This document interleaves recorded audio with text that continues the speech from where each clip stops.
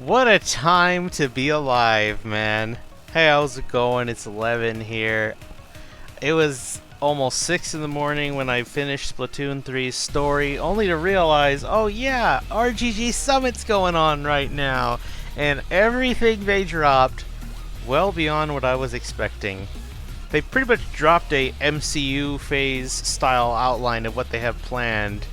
But we're going to talk about four things. The first one, I'm going to get this out of the way now because it is the thing I don't have as much interest in at the moment. I mean, maybe I'll have it later, probably soon, but this is just something we already know it's been out. The Judgment Collection, the duology, will be on Steam now, and if you don't know the situation between a certain talent agency in Japan and Sega, I'll tell you why. This is either one of two things. So, Yagami's Japanese voice actor is with this talent agency. I forget the name, but they're very sensitive about their actor's likeness being out there. So much so that they even actually pulled a magazine purposely just to hide his identity again. So yeah, that's a thing.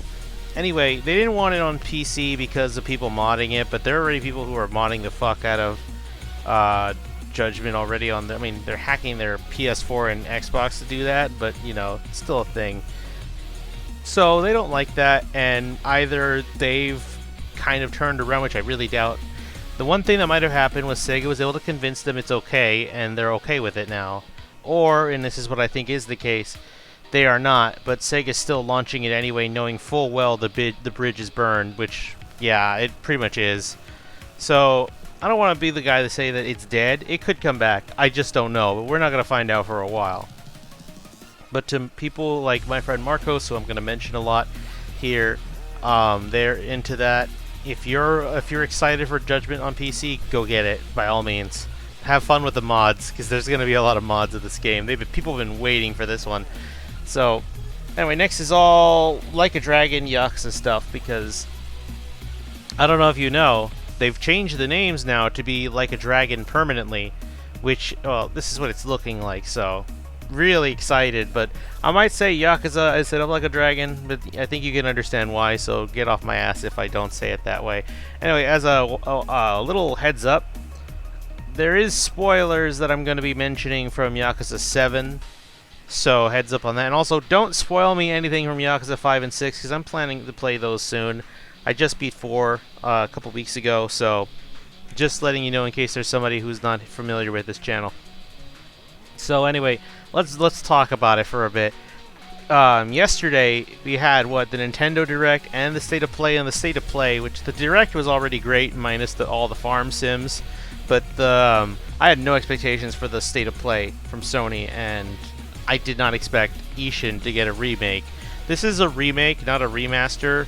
At least it kind of looks like that, given how in the Japanese version they call it Like a Dragon Ishin Kiwami.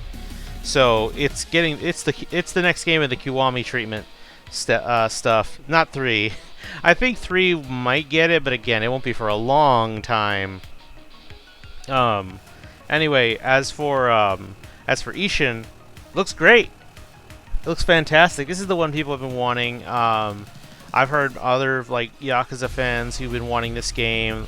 My friend Marco's been waiting for this game, hoping to get this game localized. But we're going to get more than localized. We're getting a full remake, which is exciting. And yeah, I am a bit concerned they're going to change the combat because this is the Dragon engine. But honestly, I mean, I've heard nothing but good things about the Ishin combat. Like, some say it's even better than Zero's, even though it barely precedes it.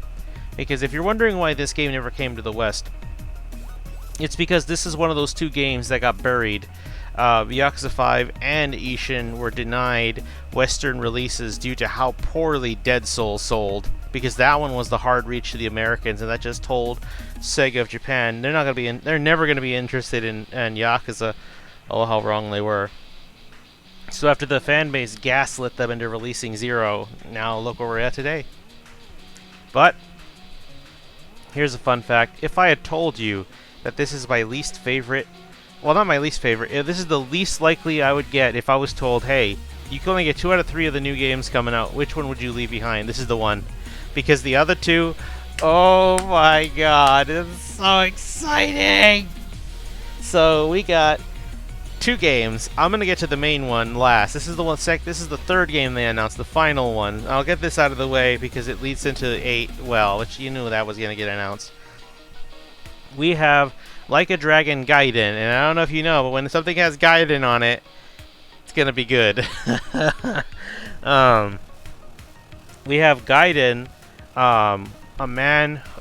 We have Like a Dragon Gaiden, the man who erased his name, which sounds like a brother series to the woman with the dragon tattoo. But anyway, this is taking place between 6 and 7, which again, I don't know what happens in 6. I can only infer from how Kiryu talks in Yakuza 7 and how he refers to that he can't speak his name, he's supposed to be dead. I don't know what caused that, so don't tell me. I don't want to know. Do not do that. Don't be that guy. Let me find out for myself.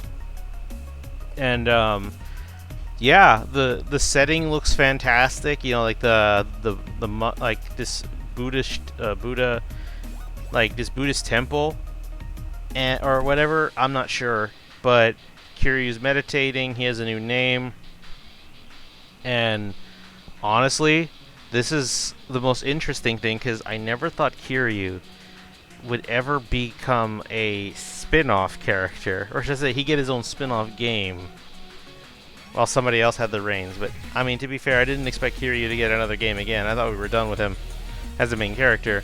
But then, here's the perfect segue to Like a Dragon 8. We're gonna have Kiryu and Ichiban as the dual focus protagonists.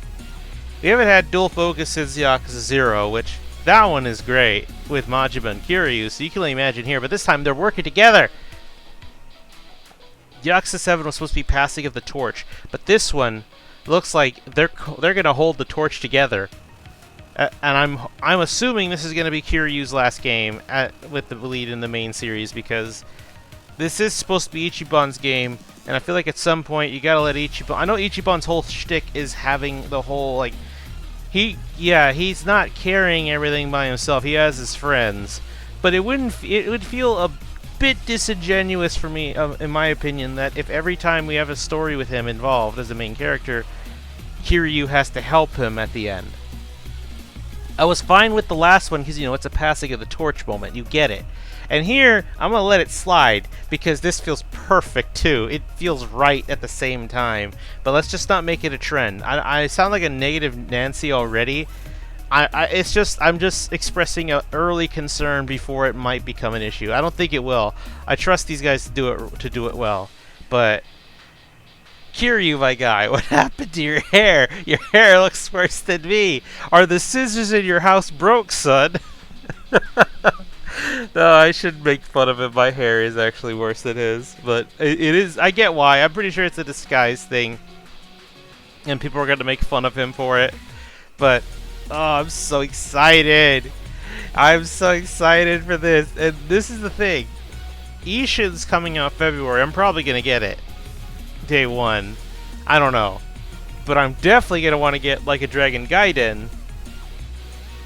Because it's Kiryu. It's pretty much going to be like Yakuza 6.5, The Song of Life 2, I don't know. It feels like it's taking place between those games, and my theory on that game, on this game, is this is going to show how Kiryu shows up to help Ichiban in 7.